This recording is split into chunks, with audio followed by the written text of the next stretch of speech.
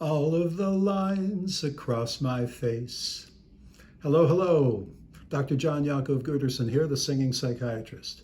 So this week we start Genesis. Genesis, the book of Genesis. It's the first of the 5 books of the Torah, the Bible. Now Genesis starts off with the creation of the universe, then goes into the beginning of humanity, and then goes into the lives of Sarah and Abraham, their families and their descendants.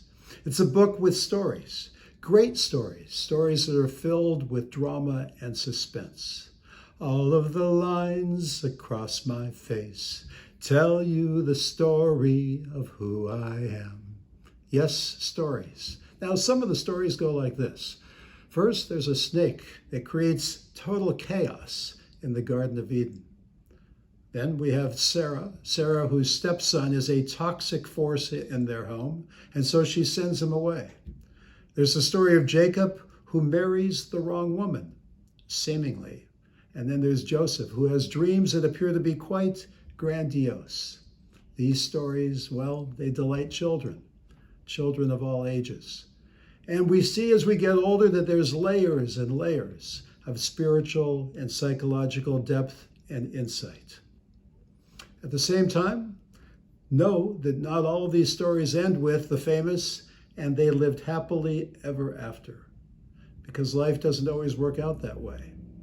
We cannot be in control of what goes on around us. In the words of the famous Forrest Gump, it happens. Yes, stuff does happen, things that we cannot control. However, we can control our reactions to everything that goes on around us. In the words of the famous psychiatrist Viktor Frankl, it is our greatest freedom. No matter what situation comes our ways, we can choose how to respond. And in that sense, we can become the authors of our lives. All of the lines across my face tell you the story of who I am.